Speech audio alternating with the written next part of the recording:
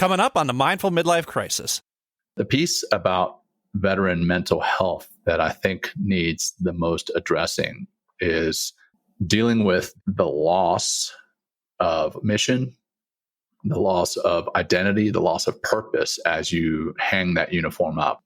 I used to wear that uniform into an office or into a room, and everybody in that room would see the fact that I had a certain rank, the fact that I had certain ribbons, the fact that I had different, medals and things. They would be able to identify my name, which service I was a part of. They would know instantly 80% of who I am. Now I walk into a room of complete strangers. They turn around and they see me in a t-shirt and a pair of jeans, and they have no idea who I am. And that is what a lot of transitioning service members and veterans struggle with, is that kind of loss of identity, then that loss of purpose and mission. Purpose is the overarching, hey, I'm here to serve my country. That service and mission instantly gets taken away from you. And then the other side is kind of a grieving process that we aren't really afforded the opportunity to go through. There's literally, it feels as though a part of you is dying. A part of you is dying, and you don't get an opportunity to mourn that. And then on top of that non-ability to grieve or to mourn that loss of that person, it almost feels as though you are abandoning the service and they are abandoning you. You've served as part of this machine, if you will. Well, when you leave, that machine keeps going. There are people still putting their lives at risk on the battlefield. There are still people in that machine that you feel that you could help, but now you're not in a position where you can. And that machine has left you behind. That machine gave you that sense of purpose and mission and identity, and now it's gone. It's continuing to roll down the tracks. And there's a lot of guilt associated with both sides of that.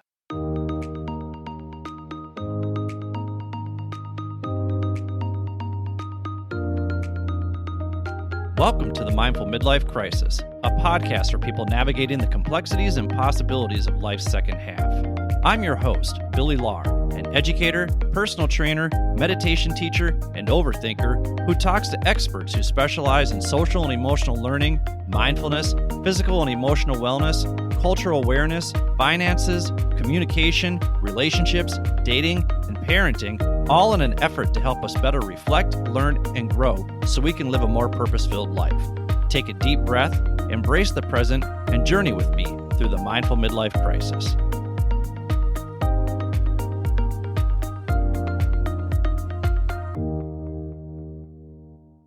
Welcome to the Mindful Midlife Crisis. I'm your host, Billy. Thank you for tuning in this week, wherever you are.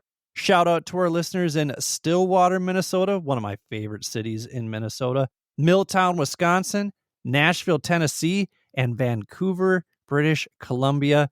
Vancouver and Nashville, two cities I really want to visit. If you're a listener there, say hi. I'll come visit you. I'd like to say hello in person. If you'd like a shout out of your city, send a message to mindfulmidlifecrisis@gmail.com. You can follow us on Instagram at mindful_midlife_crisis. You can also go to www.mindfulmidlifecrisis.com and click on the contact page and hit us up there. We're on Twitter, not much, but a little bit. From time to time, we tweet things out at Mindful Midlife. You can also find us on Facebook at the Mindful Midlife Crisis Podcast. All of this can be found in the show notes and on our website. If you do go to the website, be sure to sign up for our weekly newsletter under Contact. We send out a different mindfulness meditation each Sunday, along with information about the Reflect, Learn, Grow program that my coaching partner Jill Daler and I created. We're actually going to do some episodes around that program as well, so you get more of an understanding as to what's going on and what we're offering and what you're going to take away if you sign up for that program. If you just want to do your own research, you can click on the Reflect, Learn, Grow link in the show notes of this episode. The newsletter also updates you on upcoming events hosted by our amazing guests who are always seeking out opportunities to help you reflect, learn, and grow as well. There's all sorts of goodies in there, so check it out. If it piques your curiosity, go to www.mindfulmidlifecrisis.com, go under contacts, and subscribe to our newsletter. If you would like to support our show even more, be sure to follow or subscribe wherever you get your podcasts. If you're listening on Apple Podcasts, be sure to click on the little plus sign in the upper right-hand corner, Or if you're a Spotify user, click follow under the cover art. That way you'll never miss an episode.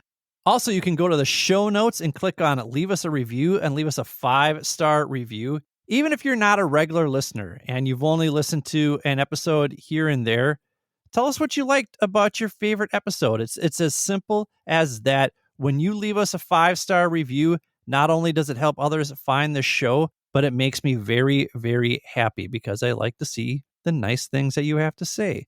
But the best way to support this show is to share it with others.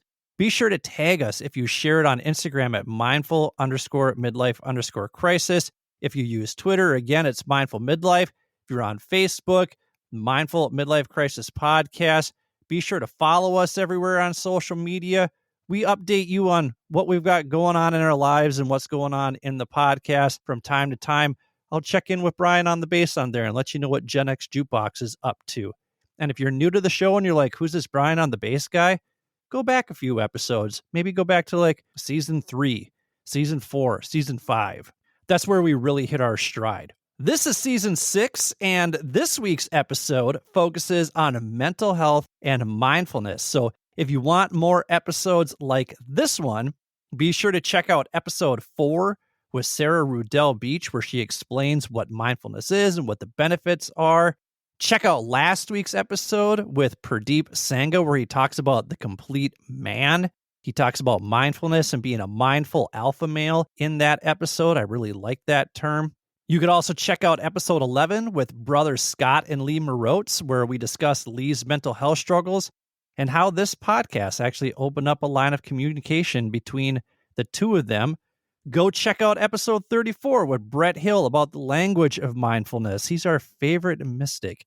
Such a cool guy. And don't forget to check out episode 2. Very important data in there too about why middle-aged men are so at risk for death by suicide. Really important to take a look at that. I share my own struggles in episode 3 and how mindfulness helped me navigate those struggles. So it's a real honor to talk to today's guest. So let's go ahead and meet him. Today's guest is Commander Jon Macaskill. Jon is a retired Navy SEAL commander turned leadership and mindfulness coach. During his 24-year career in the Navy, he served in multiple highly dynamic leadership positions from the battlefield to the operations center and the boardroom. His style of teaching leadership is unconventional yet highly effective. He is passionate about helping people and organizations become the best version of themselves through mindfulness coaching, keynote speaking, and grit and resilience training. Commander Macaskill also hosts the podcast Men Talking Mindfulness, and that's what the two of us are going to do here today. So welcome to the show, Commander Jon Macaskill. Hey, thanks, Billy. That's the first time I've ever gotten a clap to come on to the show, but I appreciate it, man. Thanks. Yeah, I used to have a co-host named Brian, and it was more enthusiastic when there were two people clapping. So now it's just kind of a sad one-person clap. But, for you, maybe I'll add in like a thunderous applause because we do have that on the software.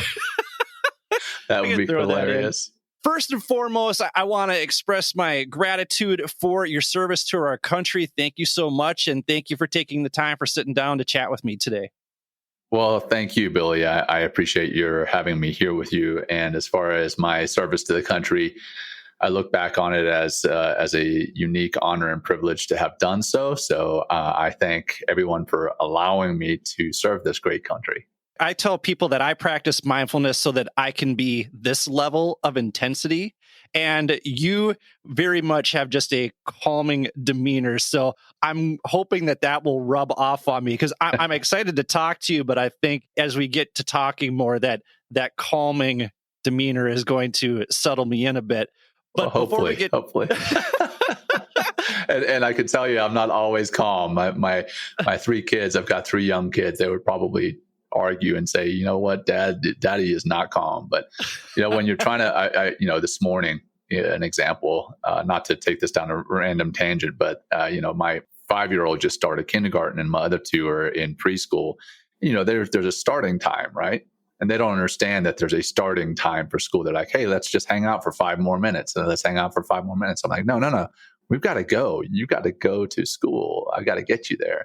And, if I get you there late, then that makes me late. I started getting a little intense. And then I was like, Jon, just breathe. Do what you teach. Do what you teach. Practice what you preach, right? Well, father is one of the 10 roles that you play in your life. So what are some of the other roles that you play in your life? Oh, man. Yeah. Father, husband, son, brother. I mean, just like many, many males are those roles. But I'm an aspiring triathlete, which if you'd asked me a year ago, I definitely would not have said that. But I have a reason behind that, and we can talk about that. So aspiring triathlete, veteran. I am a veteran, and I am a proponent for veterans' mental and physical health. Entrepreneur, reader. I'm an avid reader, and then meditator, and I consider myself a Christian as well. So I think those are my big 10 roles. So this aspiring triathlete, let's talk about that. Where is this coming from? If a year ago this wouldn't have been on your radar, why is it on your radar now? Yeah, funny enough, I got challenged. So I am a Naval Academy graduate from the class of 2001. And I am friends with 2 West Point graduates, also from the class of 2001, but from West Point. My buddy Andy Reese is roommates or really good friends with Jason Van Camp. Again, those are the 2 from West Point. Jason is a retired Green Beret and founder of an organization called Warrior Rising, which is a nonprofit that helps veterans start their own businesses and then subsequently hire veterans. So it's kind of this virtuous cycle. Anyway, Andy retired from the Army last year, and then, like many veterans, kind of lost focus. And he says, this is his wording, not mine, but he says he got soft, quote unquote, and kind of lost mental toughness, physical toughness. And so he wanted to do something hard. And he decided with Jason that he would do a half Ironman, train to do a half Ironman to raise funds for Warrior Rising. And to make it more interesting, he wanted to make it an Army versus Navy competition. So he reached out to me and said, hey, you know what? Would you be interested in doing a half Ironman? And I was in a very similar spot in that I retired in 2020. I had prior enlisted time. So I was able to retire about a year before. I was like, yeah, absolutely. I'll do it. Any kind of thing that's Army versus Navy, that's always fun. But then in making it a half Ironman, that would give me something to focus towards physically. That would be hard. Mentally, that would be hard. And I found that it is, in fact, both of those, but it is also incredibly rewarding. And coming back to the roles of the father and the husband, it's actually making me, in kind of a counterintuitive way, a better father and a better husband. I've always said, I try to meditate and practice mindfulness so that I can be a better father and a husband. But at the end of the day, there's times when I'm really tired and I don't feel that I have the energy. And I think a lot of that came from when I retired, I started eating poorly. My physical fitness was degraded. And now I'm getting that back. I'm starting to eat better. I'm starting to work out more regularly. And with that, even though it takes time and energy to do that, I'm getting energy and time back. And when I'm with my kids and when I'm with my wife, I'm much more enthusiastic, much more energetic. So it's feeding those other roles, which is great. Well, and you listed here father and husband as 2 of the roles that you're most looking forward to in the second half of life. I always am fascinated when people who identify as Christian are heavy meditators. They have a strong mindfulness meditation practice as well. How does meditation complement your faith, and how does your faith complement your meditation practice? Yeah, great question, Billy, because I do get asked that. Now that I teach mindfulness and meditation, I often get asked, hey, are you a Buddhist? Or are you X, Y, or Z? And I teach completely secular meditation. And that is primarily what I practice as well. But I have found that secular meditation does, in fact, support my faith. Whatever that faith may be for anyone listening, it does support your faith. For me, that faith is Christianity. Going into the Bible, Jesus Christ meditated. I won't get too far down that road, but there is meditation mentioned in the Bible. Now, granted, it may not be exactly what meditation looks like today, but what I have found is that when I set aside time to be quiet and meditate, that allows my mind to quiet down, which allows me to be more in touch with what is going on in and around me. So I can go from a meditation into reading my scriptures and I'm going to be more focused on what it is that I take from the scriptures. And I'm going to be more focused in my prayer. And I always feel that, prayer is me speaking to God. Scriptures is God speaking to me. Well, if I'm not in the right mind state, if I'm not in the right body state, then I'm not going to be able to hear that message as well. I might be reading the scriptures like many of us when we spend time reading just before we go to bed, and we may read 2 or 3 pages, whether that's from the Bible or scriptures or from some nonfiction or fiction novel. A lot of the time when we're not in the right mind state, we read that and we're like, oh, wait, what did I just read? And go back and read that paragraph again or read that page again. Well, by practicing the mindfulness and meditation prior to my quiet time, my scripture study, my prayer, I believe it gets me into the right mind state to hear what is being said by my higher being, or who I consider to be my higher being, and then receive the message as well in prayer and in scripture reading. I think that's so well stated, because like you said, well, does that mean you're a Buddhist, or does that mean you're a Hindu? Right. Well, no, it's a practice. And is there maybe some history that's connected to it? Yes, but there is mention of meditation and sitting quietly and being with your thoughts, being with your breath in the Bible. So I think that that's a really, really powerful message for people to hear. And I like how you use it. And I've talked about this before. Like, I don't have a strong faith, but for you, it enhances your faith. And I'm jealous of people who do have that kind of faith. It's just not something that I've ever developed. And it's really impressive to hear you say, it's almost like you use mindfulness to enhance your understanding and your appreciation of your faith. I think that's 100%. very beautifully stated. 100%. Absolutely. And the other piece of your question is, how has my faith, deepened my meditation practice? Well, because I feel that my prayer is more powerful after meditation, then I'm more apt to do a meditation through the day, in the morning when I practice my quiet time, or in the evening before I go to sleep. I am going to do that because of all the science and benefits of the meditation, but also because of what I've seen in my faith. So they complement one another. It's just, it's the cycle. The meditation improves my faith. As my faith improves, my meditation deepens. And that's also, the side of mindfulness and meditation. And, people talk about mindfulness and they think that that is meditation, and they talk about meditation and they think that that is mindfulness. Well, mindfulness is a way of living. Mindfulness is a way of being in the present, in that present moment, in the here and now, not worrying about what you screwed up yesterday, not worrying about what you may be doing later today. That's a way of living. Meditation is the formal practice, right?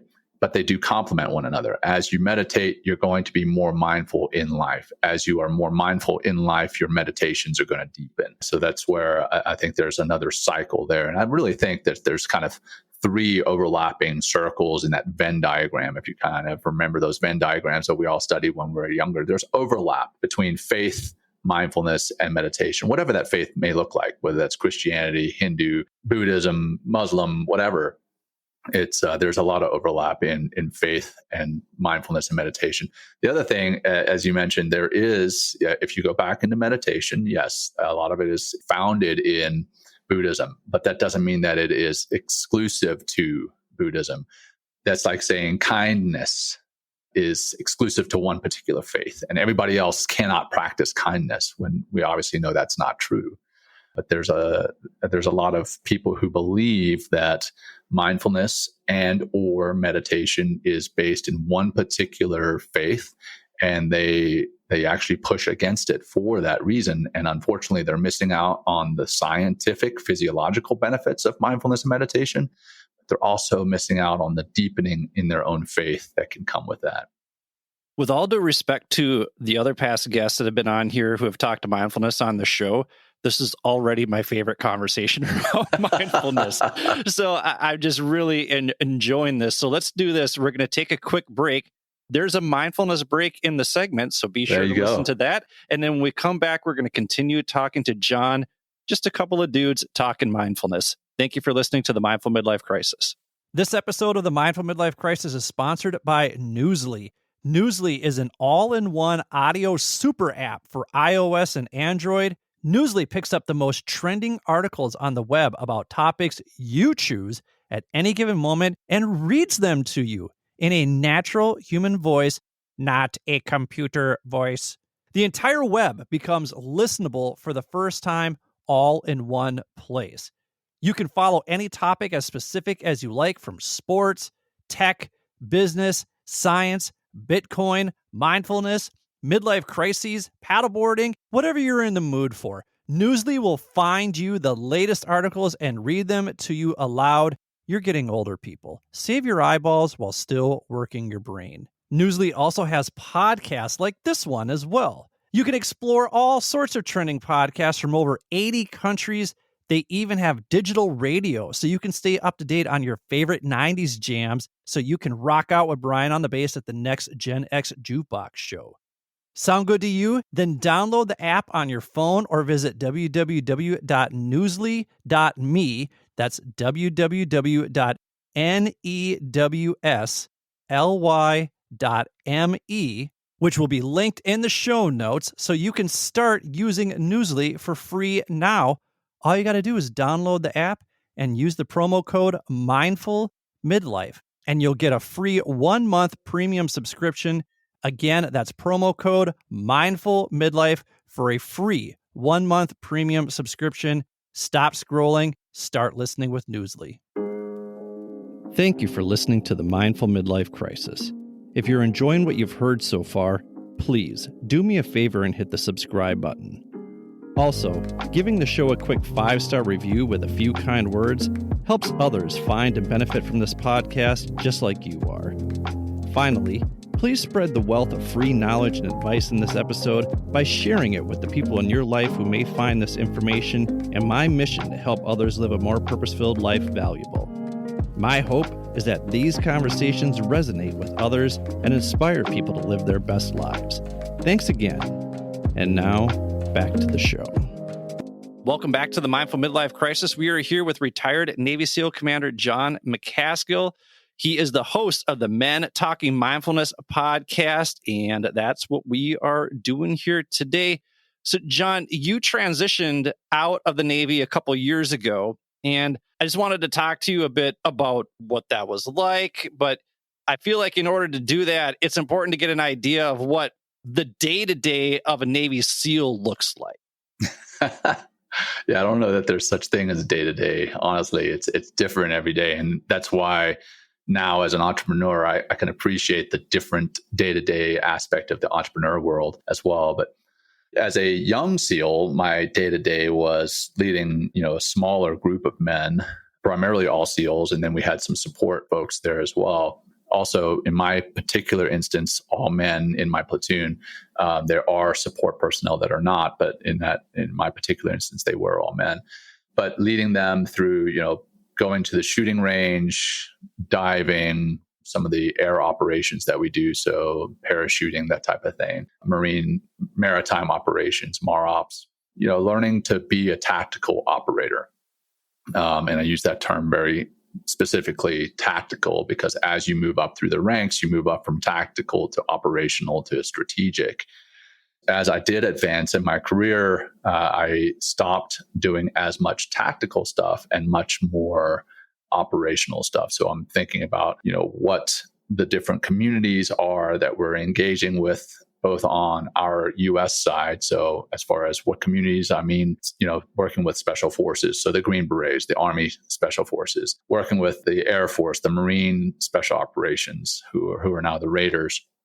So, working with our own internal different units, and then working within Afghanistan, Iraq, working with the local nationals there to help them develop their own tactics, techniques, and procedures. And then how that all ties in. So Afghanistan is very complicated. You've got different tribes, different cultures, from one hillside to the next. You dig a dam for one village and you think you're doing good, but what you're doing is tapping into the groundwater of another village, and now their wells aren't working. Sorry, I said digging a dam. I meant digging a well.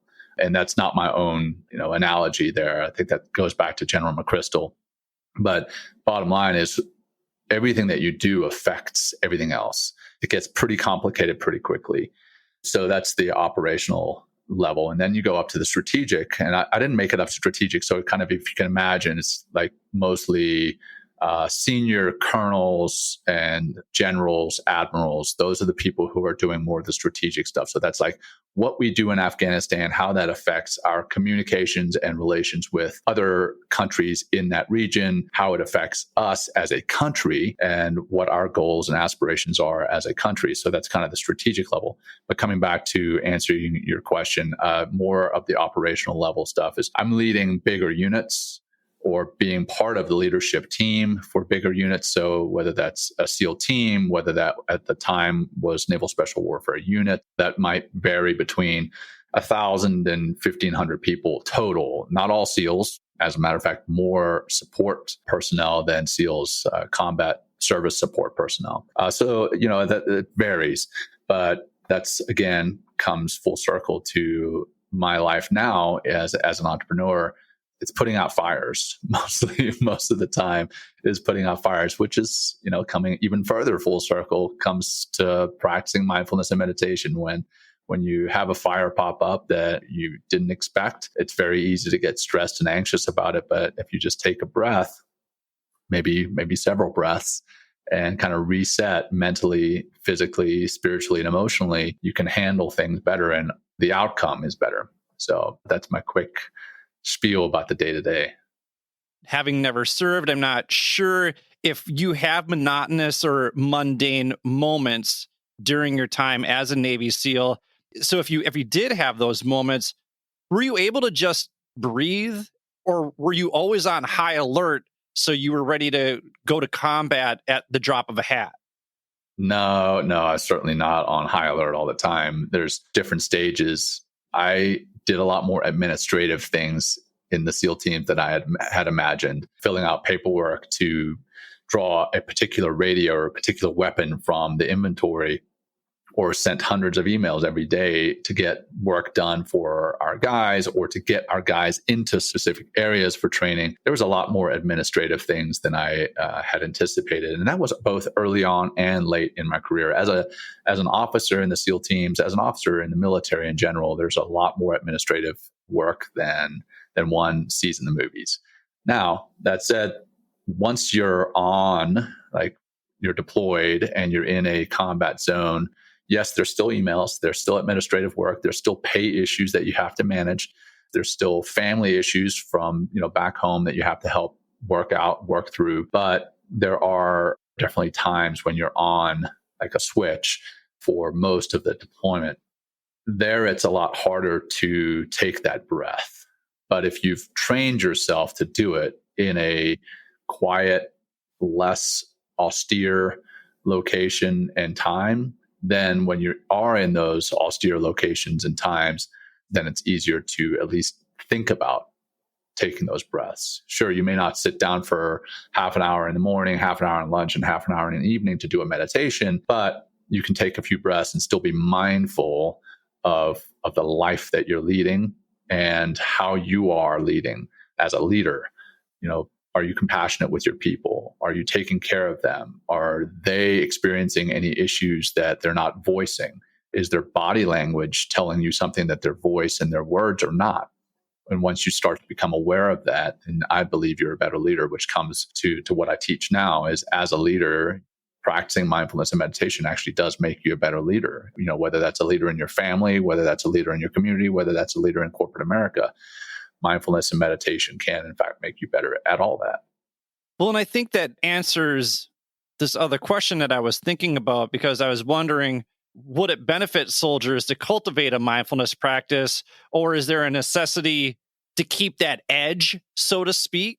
Even on the flip side, would a mindfulness practice serve a soldier well out in the field so that they're able to respond as opposed to react? Or is being reactive necessary in combat, or is it more of a both and? But it sounds like you've kind of answered that question. Well, I'd like to kind of unpack that a little bit more. So the science and physiology behind mindfulness, I'm sure you've covered this on other episodes, but for those who may not have listened to those other episodes, a quick down and dirty is, you've got the sympathetic and parasympathetic nervous systems.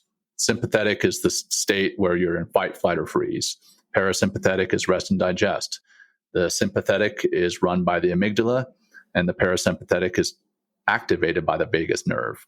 And we, in today's day and age, a lot of us live in that sympathetic stage. We're constantly kind of in the red or redlining, right? And that is to defend us from threats. Well, in today's day and age, we're seeing emails that are coming into our inbox, social media notifications, text message notifications, traffic, deadlines, bosses. We're seeing all these as threats, literally seeing them, or at least receiving them as perceiving them as life-threatening, but they're not. Many of them, most of them, are not life-threatening. And if we can tap into the parasympathetic state more often, bring ourselves down from the red and kind of into that green, we're going to be able to see those threats, recognize that they're not life-threatening, and say, okay, you know what? This is just a life event. This is just an email. This is just traffic. This is just this and this and this. So now we start to live in that parasympathetic nervous state more often rather than the sympathetic. And we can ramp up to that sympathetic if we need to. If we live in that red all the time, it's very hard for us to ramp up if we need to. We're burning ourselves out. So now we see an actual life-threatening event, and we're not able to react like we need to because we're burned out. Our amygdala is burned out. Our adrenal system is burned out. Now we can actually, if we are living that parasympathetic, now we can ramp up. The other side of it is, I think if you go into combat amped up, kind of like football teams right before they get on the football field, they're all bumping chests and, jumping up in the air and getting all pumped up. Hey, that's great. That's great. But I think if you go on the combat battlefield that way, you're going to see everything as a threat, and you're going to kind of have this, for lack of a better term right now, kind of a false bravado and just be like, I want to attack everything. Well, not everything on the battlefield needs to get attacked. Mindfulness and meditation, I believe, allow you to develop a tactical situational awareness, a tactical patience on the battlefield that is actually necessary. You may not escalate force where force is not needed. Whereas if you go in super amped up, maybe you've smelled some smelling salts before and you're like, oh, I just want to attack everything. And you see an older gentleman on the battlefield, and that older gentleman is coming up to you to literally sell you apples or something, but you see him as a threat and you engage that. Well, there's a, obviously negative side to engaging a non-combatant on the battlefield. Whereas if you had been practicing mindfulness meditation, you had that tactical situational awareness, the tactical patience, you may see that person as someone's actually selling apples. Now, granted, some of the enemies have actually used that tactic against us and had grenades mixed in amongst the apples and those types of things. But I honestly think that the tactical patience, tactical situational awareness, that's going to be improved with mindfulness and meditation. I mean, really, if you boil the word mindfulness down, it's the same as situational awareness. We talked about mindfulness at the beginning of the show, right? Paying attention to the here and now, not thinking about the past, not thinking about the future. Situational awareness is the same thing. You're paying attention to what is happening around you right now, not what happened last week, not what's going to happen next week. So that is a term that I sometimes throw out when I'm working with tactical folks, whether they're first responders or military. I tell them, hey, do you talk about situational awareness? Yes, absolutely. We talk about situational awareness. Well, that's mindfulness. That is mindfulness. Well, and we talked about the parasympathetic and the sympathetic nervous systems in episode 48 with Colin Purcell and Anna Schlegel. They talked about just kind of how we can reinvent our relationship with our breath, because so often we take our breath for granted, and really our breath is a great anchor to regulate those nervous systems right there. And I can't remember this whole situation, but you were talking about cortisol and adrenal glands, and it was on a Jordan Harbinger episode, and I can't remember how it went, but I think he went to the doctor, and I think they measured his cortisol or his adrenal gland levels, that kind of thing.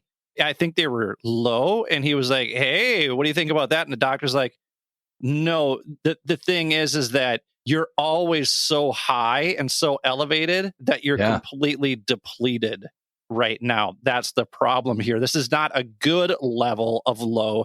This is a level that indicates that you're running so high that you have drained yourself of it. It's kind of like driving with your foot to the pedal to the metal. You're always rubbing in the red, you're wasting gas, that kind of thing. And you're going to wear out, or you're going to have to refill sooner than later if you were on cruise control. And I think cruise control gets a bad rap sometimes because I think it's associated then with being comfortable, but sometimes you have to flip it on cruise control. Right. Sometimes you got something. It's ride. okay to coast. Yeah, it's okay to coast.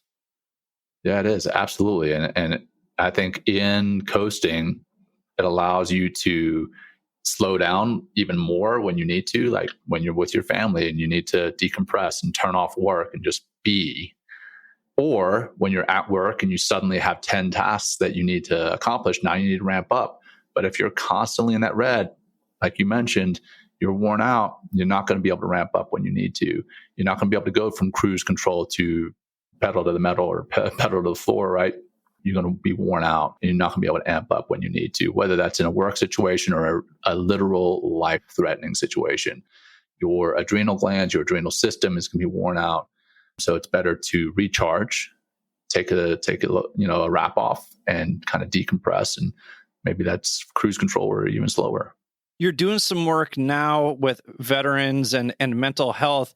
And I remember when my friend Matt came back from Iraq, I think this was like 2005, right around there. And I was going to Florida to visit my best friend, and he was on a mandatory 6-month leave once he came back, meaning they didn't even want him to join the workforce at that time because they wanted him to be able to transition back into society after serving in the war. And I'm wondering, is it enough to say, hey, just take some time to yourself? Or does the armed forces need to provide more opportunities for our soldiers to access mental health support? And I don't know if they're doing that already. That's just a curiosity. Yeah. Are they doing enough? Could they do more? I mean, everyone could always do more, but what do you see? Sure. Well, what I see within special operations, I have to admit, we are well taken care of in the special operations community for the most part. We do get access to programs that many others don't, but those programs are growing to provide support for the conventional forces as well. And that's great to see and great to hear. That said, I believe that the better programs actually exist on the outside of the military. We have great counselors. We have great support within while you're still wearing a uniform. But there's a lot of nonprofit veteran service organizations that are out there doing incredible work. Now, figuring out which ones, that's the problem. There's actually what's called the sea of goodwill. There's so many veteran support organizations that are out there doing good work. It's tough to figure out which ones are the good ones and which ones are not. You can kind of figure that out with time as you kind of sift through all those ones that are out there. The piece about veteran mental health that I think needs the most addressing is not, hey, here's what you wear to an interview. Not, hey, here's how you write your resume, which is a lot of what we get within the military as we start to transition out. But more dealing with the loss of mission, the loss of identity, the loss of purpose as you hang that uniform up. I wore a uniform for 24 years and then I hung it up. And the last time I hung it up in my uniform or in my closet, the last time I had worn it, I was like, you know what? I'm not ever going to wear that in an actual official capacity again, where I used to wear that uniform into an office or into a room, and everybody in that room would see the fact that I had a certain rank, the fact that I had certain ribbons, the fact that I had different, medals and things. They would be able to identify my name, which service I was a part of. They would know instantly 80% of who I am, at least professionally. Now I walk into a room of complete strangers. They turn around and they see me in a t-shirt and a pair of jeans, and they have no idea who I am. They have no idea what my history is.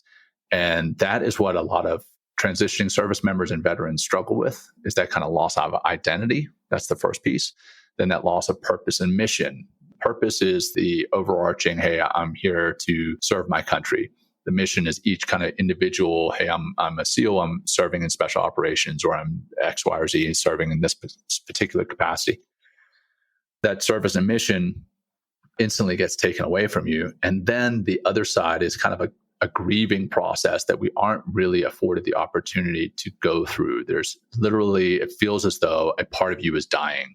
A part of you is dying, and you don't get an opportunity to mourn that. And then on top of that non-ability to grieve or to mourn that loss of that person, it almost feels as though you are abandoning the service and they are abandoning you. And what I mean by that is you've served, whether it's 4 years, 24 years, 40 years, you've served as part of this machine, if you will. Well, when you leave, that machine keeps going. There are people still putting their lives at risk on the battlefield. There are still people in that machine that you feel that you could help, but now you're not in a position where you can. And that machine has left you behind. That machine gave you that sense of purpose and mission and identity, and now it's gone. It's continuing to roll down the tracks. And there's a lot of guilt associated with both sides of that.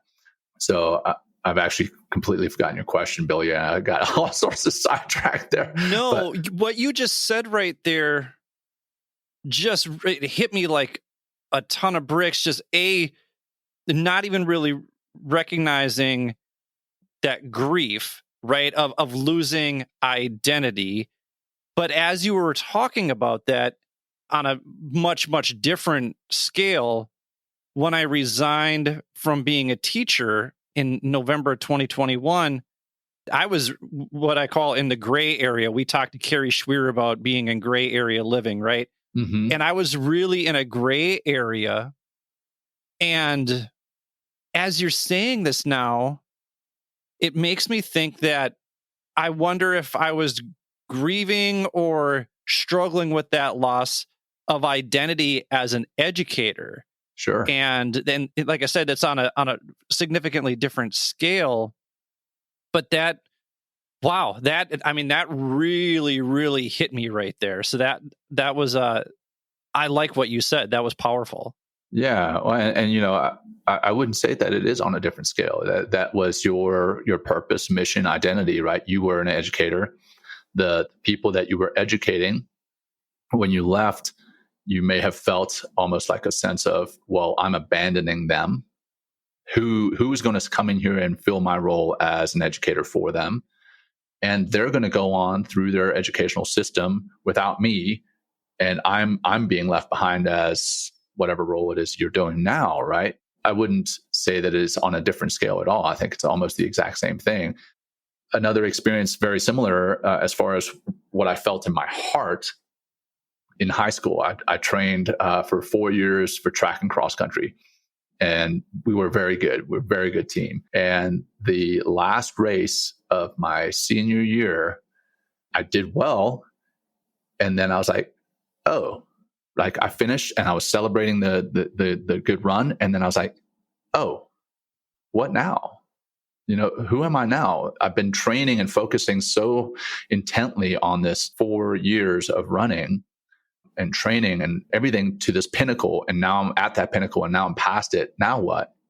And, a really interesting program that I went through a few years back, it's called Tuck Next Step. It's a quick introduction to business and entrepreneurship for transitioning service members and elite athletes. And it's at Dartmouth's business school, Tuck. And at first you're like, well, what do elite athletes and transitioning service members have in common? And like, I thought I knew everything about elite athletes. I thought, oh yeah, they're Olympic gold medalists. They're set for life. They're probably millionaires. No, they're not at all. They've been doing a lot of the same thing we've been doing. They've been hyper-focused on one mission in their life, and that's training to that pinnacle event. Maybe it's the Olympics, maybe it's the NFL, the NBA. And now, because of time, because of change of body, because of change of skill, now they have to transition out.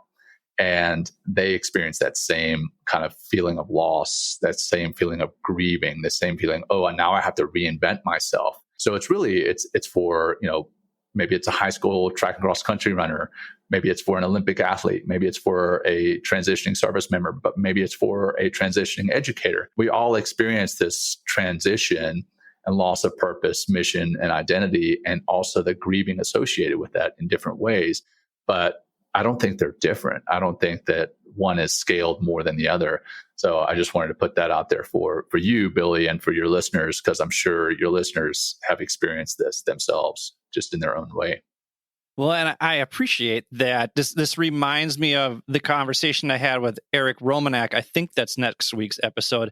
But he did a little bit deeper dive into Simon Sinek's theory on finite games and infinite games. Infinite game, and, yeah. And so I think that'll be a cool conversation for people to hear next week. Let's do this. We're going to take a quick break because Jon here has transitioned out of the Navy. And so we want to talk about how maybe he sees that as a finite game or what the infinite game is in that transition. So thank you for listening to the Mindful Midlife Crisis. Thank you for listening to the Mindful Midlife Crisis. New episodes come out every Wednesday to help you get over the midweek hump.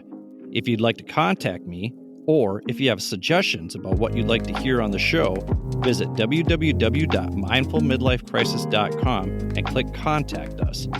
While you're there, don't forget to sign up for the newsletter to get free weekly meditations as well as free resources from our Reflect, Learn, Grow program. You can also click on the show notes for links to the articles and resources we reference throughout the show. If you want to check out my worldly adventures, follow me on Instagram at mindful_midlife_crisis. My hope is that my trials, tribulations, and successes will inspire you to take intentional action to live a more purpose-filled life. And while you're at it, remember to show yourself some love every now and then, too. Thanks again. And now, back to the show. Welcome back to the Mindful Midlife Crisis. We are here with retired Navy SEAL Commander Jon Macaskill. He is the host of the Men Talking Mindfulness podcast. You can check out his website at www.jonmacaskill.com. You can also go to www.mentalkingmindfulness.com. Of course, we will link those in the show notes. Are you people checking out the show notes? That's where all the good stuff is. You should really check that out. I wanted to ask you what that transition out of the SEALs into civilian life looked like for you. And you talked a little bit about the losing identity and the grief and the guilt. Off air here, you were talking about how some of that had bubbled up in your own mindfulness practice, but you didn't have the words for it. Does that sound right? Right. Yeah, exactly. So I was feeling a frustration, almost a rage, like this internal rage, and I didn't know why. And the meditations were helping some things bubble to the surface. But yes, I wasn't able to put it really into words. And I was talking with some fellow veterans, and the loss of purpose, loss of mission, loss of identity, that comes up all the time. We were discussing that very thing. And one of them turned to me and was like, well, do you feel any grief? Do you feel any guilt? And I was like, yes, I do, as a matter of fact. And I had not put them into those words. And when I heard him say that, I felt it like this Mack truck had hit me. And now I was like, oh, now I know what to do with this. And I can go to, talk counseling, and I can go into my meditations with an intention of processing the guilt, the grief, right? It's not the same guilt and grief that you have from the battlefield necessarily, but it is still guilt and grief, and you need to work through it. The only way out is through. And that's what I was able to do. Once somebody had highlighted it to me in those terms, I was better able to process and work through so that I could get out. And now I feel that I am out of that guilt and grief. My friend Jill Daler and I we have a program out now. When this episode airs, we'll have this program out called Reflect, Learn, Grow. And one of the first two things that we do is we do a mindfulness practice at the beginning of that session, followed immediately by what we call an emotional inventory. And it has maybe 150, 200 words of emotion on there, and we have them circle the emotions that they were feeling. And the emotions range from, to simple it down, to positive emotions and negative emotions, right? Because you can feel those simultaneously. Sure. But what we're trying to get people to do is clearly communicate which emotions that they are feeling. Because if you're limited in your emotional vocabulary, then you're just saying, well, I'm happy, I'm sad, I'm mad, I'm angry, those types of things. And I think people need to do that emotional inventory from time to time, because you're able to check in and say, oh, this is what I'm experiencing now in this moment. In fact, I will link that worksheet in these show notes as well, because I think, like you mentioned, those things were bubbling up, but you didn't know the words to use in order to say, oh, that's exactly what I'm feeling right there, Right. until someone brings that to focus. Absolutely. And a lot of things will bubble up in a meditation. Sometimes it's grief, sometimes it's guilt, like we just discussed, but it may also be memories that you've long since boxed up and suppressed and put away for processing at another time, and you didn't realize that today was going to be the day you're going to process it. It's going to bubble up. It may be a happy emotion, it may be a sad emotion, and I love that you said you can experience both of those simultaneously. I went and I worked with a particular fire department last year. They had lost a friend, and after me talking with them, we were joking about something, and I could tell that they felt guilty because they were joking about something at the same time as they were experiencing this grief and mourning. I was like, hey guys, it's okay. It's okay. Your buddy that you lost would want you to be joking. If he were here, he would be joking alongside you.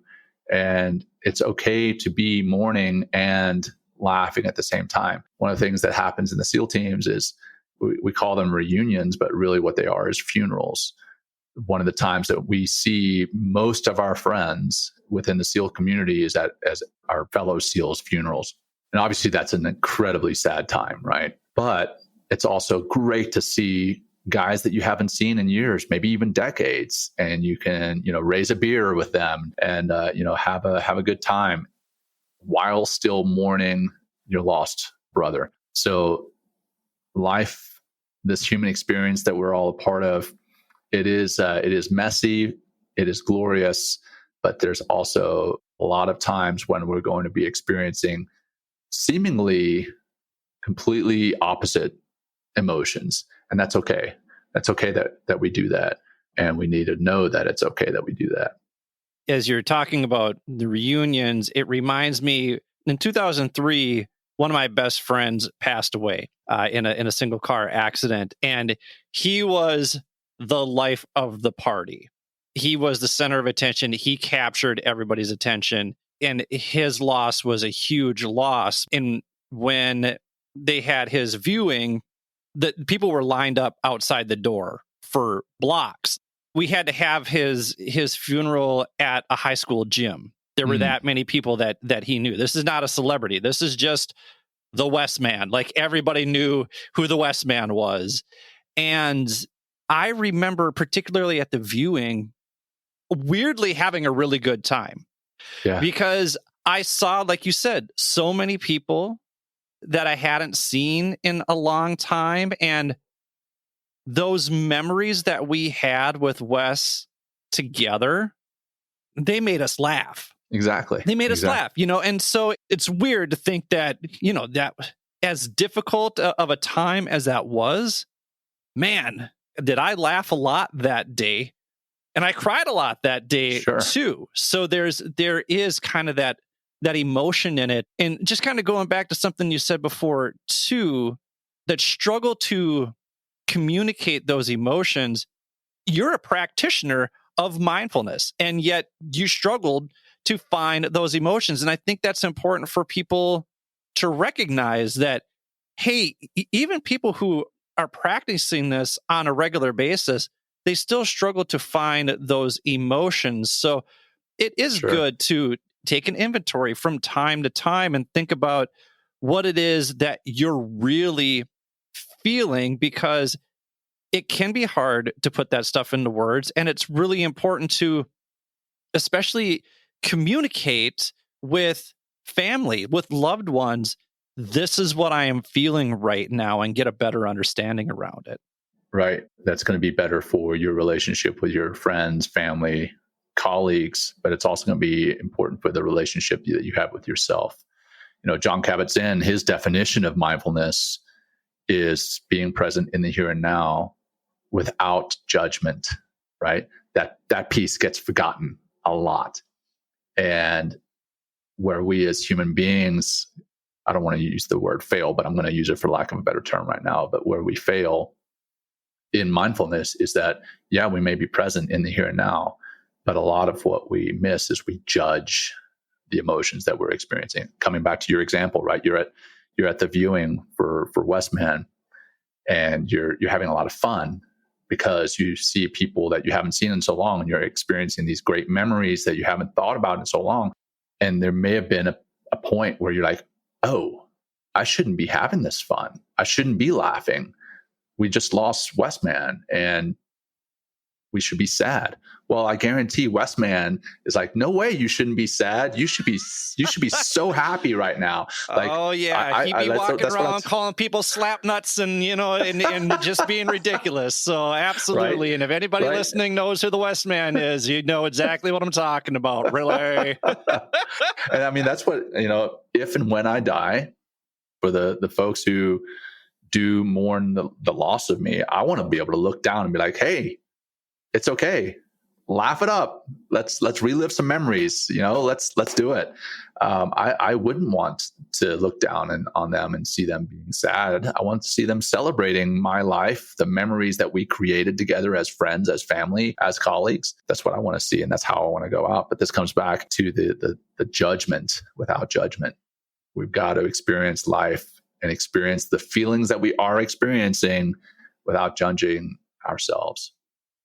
I do want to point out that you said if and when I die. So if mindfulness is giving you some sort of immortal powers, I want to tap into this here. Yes. Yes. I have found the fountain of youth. I'm actually 85 years old, Billy. I'm 85. You look amazing. I got to tell you. So mindfulness has, more appeal with women. And I imagine there are guys out there who think that mindfulness is some woo-woo hippie bullshit or what have you. Right. But do you find that men are more inclined to tune into your message and your experiences with mindfulness because of your Navy SEAL experience? 100%. And that's not lost on me. I realize that. And that's actually one of the reasons I do what I do. Because of my background, I know that I'm going to be able to speak to some men about what I do with mindfulness and meditation that other people would not be able to talk to. So my background opens up, the way I say it is that my background opens up doors so that I can open up minds. Because we men, we're tough to break through to, and having somebody who has kind of served in a primarily ultra masculine community, I feel that I am able to better relate to them, and they're better able to relate to me. So a lot of my work is done with first responders and veterans who have highly masculine personas, and that's not just men, but I mean, there's a lot of women out there with highly masculine personas, and I'm able to talk to them where some traditional kind of stereotypical mindfulness and meditation practitioner or teacher comes up to them and they're like instantly on guard and they're pushing back against the message. Not that there's anything wrong with that stereotypical mindfulness and meditation practitioner. They may be monks, they may be hippies, they may be whatever, and that's perfectly okay. But they're not going to be able to communicate and relate to the veteran community, as well as someone with a similar background, as well as someone cut from a similar cloth. So yeah, it's not lost on me. And that's actually one of the reasons we have the show Men Talking Mindfulness. Will Schneider is my co-host. We realize that men are tough to get through to and are especially kind of hesitant when you start talking about mindfulness or meditation or yoga, and they think that is for hippies and monks and weirdos. Very well could be, but it's also for the rest of us, it's also for the rest of us. So that's why we have the show, is so that we kind of view ourselves as the typical man or typical masculine type. And we want to bring these practices to those types who typically push back against them. I'm glad that you guys are having that conversation, because it really is important to have that conversation. There's a statistic that middle-aged males are still the most at risk for suicide. And it's something that doesn't get talked a lot about.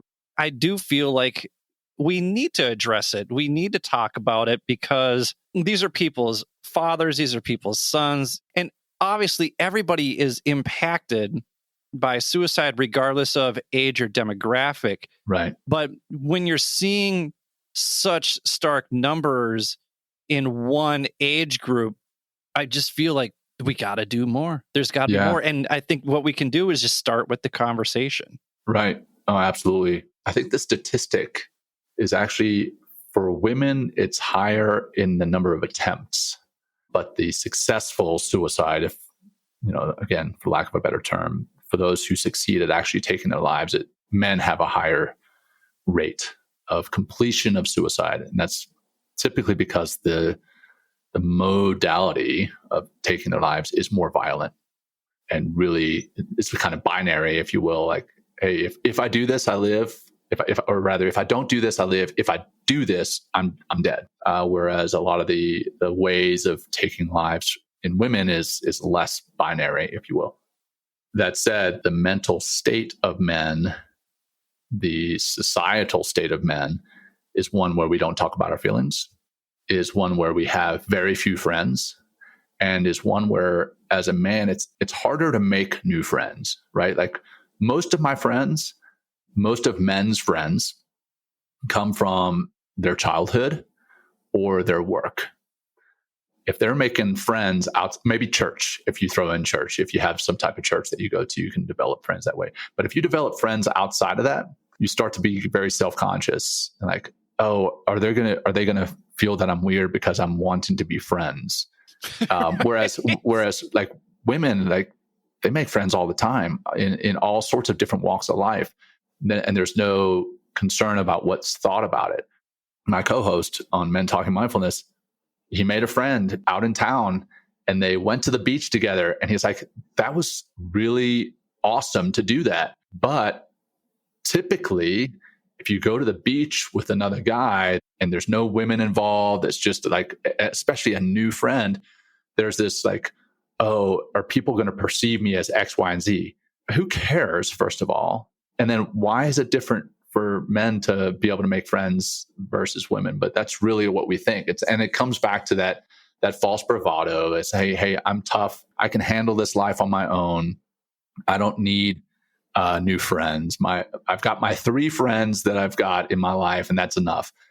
Well, maybe it is, but I think it's okay to make new friends. It's okay to make new friends that are outside of work, outside of your church, and outside of the 3 friends that you made in high school. So that's why I'm looking forward to heading back to Korea, because the connections that I made with men and women over there wasn't that stigma whatsoever. It was just, no, you're cool to hang out with, and yeah, I'm going to hang out with you. So I wish we could shift that mindset. I want to get you out of here on this because this is one of my favorite things here. In your emails, I sent you some emails, get you on the show and that sort of thing, and they provide you with information. And there's an automatic note that comes back that says, please forgive my delay in sending a personalized response. I'm working on reducing my time spent on email and plan on only checking it twice a day. If this is an emergency, please call or text me. That is a very beautiful boundary, and I love that you set that and that you communicate that. How has that benefited you since you started doing it? How long have you been doing it? I've been doing it about a year, and what's hilarious is if you are one of those people who get my email and then you decide I'm going to call them, you'll get my voicemail that says, hey, I don't check my voicemail, so send me a text. I literally do not check my voicemail. I never check it.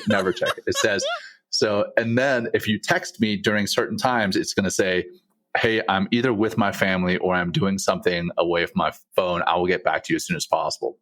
So I've set these boundaries because it's very easy to get into that reactive mode and feel that you need to respond instantly to every email.